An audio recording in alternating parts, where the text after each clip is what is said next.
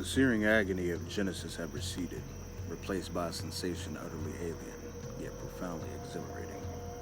My lab, once a crucible of pain, now felt like a second skin, resonating with the quiet hum of my transformed being. The human limitations that had once defined my existence, the fragility of bone, the finite capacity of flesh, and the relentless march of decay had dissolved, replaced by a core of solidified ki, seamlessly integrated into every fiber of my regenerated form. I was no longer merely manipulating ki. I was a conduit, a living nexus, pulsating with the planar world's boundless energy. My hand, once merely an instrument of precision, now felt like a living extension of the ki weave itself. I could sense the subtle currents, the hidden streams of energy that underpinned reality, with a clarity that surpassed even the syndicate's most advanced probes. The omnipresent hum of the planar world no longer assaulted my senses. It resonated within me. A symphony of frequencies I could now interpret, almost command. My old world body, a vessel of weakness, had been shed. In its place stood something new, something that vibrated with a terrifying permanence. Arden's gaze, that omnipresent analytical pressure, was no longer just a passive observation. There was a new vibration within it, a more intense focus that hinted at something akin to profound intrigue, perhaps even a flicker of concern. My radical act had forced his hand, not into wrath, but into a deeper, more direct engagement with the anomaly that was I. This was what I had sought, to be taken seriously, to transcend the role of a mere test subject. I began to experiment, quietly, meticulously. My previous acts of dissonance had been external, projected disruptions. Now, with ki integrated into my very essence, my capabilities were fundamentally altered. I reached out, not with a broadcast, but with a nuanced extension of my own newly reconfigured ki signature. I focused on the veil, the conceptual barrier between the raw, boundless ki of the planar world and the manifestation of physical reality. The boundary where harmony solidified into form.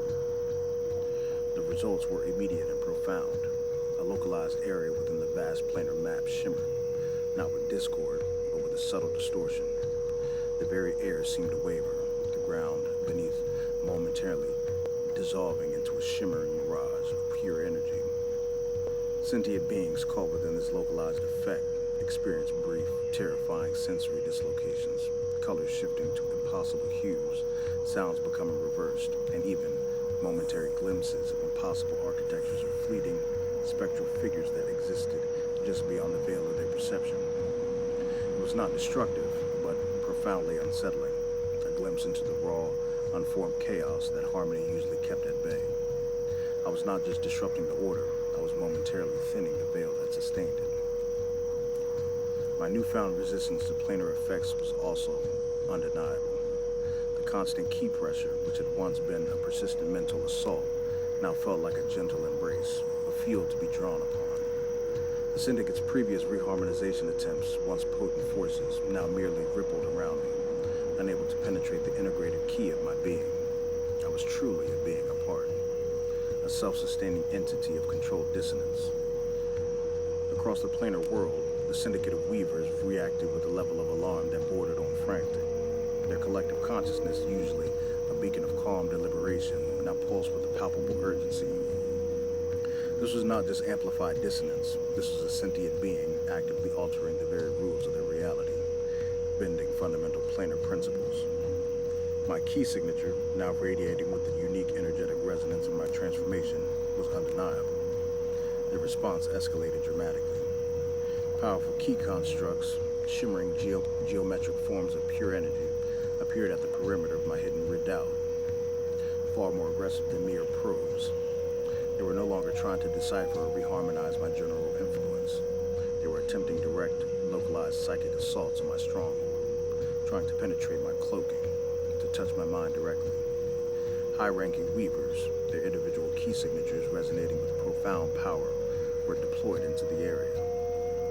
A clear indication that I was now perceived as an unprecedented and existential threat, requiring the direct intervention of their most potent agents. Their efforts shifted from understanding to immediate containment and neutralization, radical anomaly. Arden's gaze, which had been a clinical observation, now settled upon me with an intensity that suggested profound philosophical contemplation.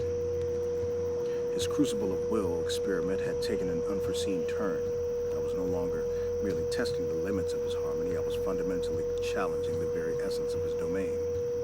He wasn't radiating anger, but a deeper clinical engagement, as if a profound, unanswerable question had been posed to his very being.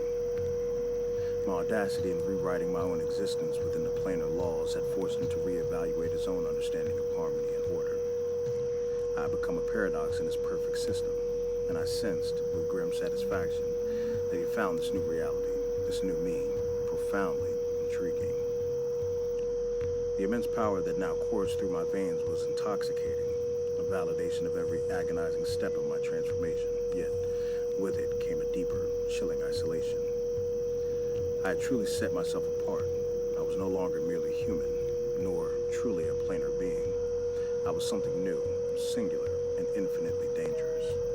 The continuous pressure from the Weavers' escalated probes and Arden's now focused gaze pushed my precision even further. I became even more ruthlessly efficient, my mind a cold, calculating machine, cutting away anything that wasn't essential to my ascent. All distractions, all lingering vestiges of human sentiment were purged. You observe, prime immortal, I thought, my silent monologue a direct challenge, a whisper resonating through the boundless key. You seek to understand, to categorize, to reharmonize, but I am beyond your definitions. I am the architect of a new order, one built on the true nature of power, on the deliberate cultivation of dissonance, not its suppression. Your harmony is a fragile cage built upon a truth you refuse to acknowledge. I will dismantle your reality piece by piece. My immortality is not merely self-preservation. It is the ultimate tool for systemic destruction, the means by which I will show you the true extent of your vulnerability. From my redoubt, shrouded but now undeniably radiating a new, volatile energy, I executed a more significant act of veil thinning. It was a targeted distortion, not just sensory, but a localized temporal stutter, a momentary rift in the flow of ki that baffled the Weavers. Their attempts to reharmonize it were frantic, their key constructs flickering at the sheer defiance of fundamental planar laws. They struggled profoundly, unable to reconcile this new form of dissonance with their established principles of order. I looked out at the vast, shimmering expanse of the planar world, my transformed eyes seeing beyond the immediate reality, sensing the subtle shifts in its underlying fabric. I had crossed the threshold from observer to actor, from subject to catalyst. My immortality was the key, and I, Malachi, was ready to unlock the true potential of dissonance, to redefine the very meaning of order in Arden's fragile creation. The veil was thinning, and behind it lay not chaos, but the meticulous design of a new world, sculpted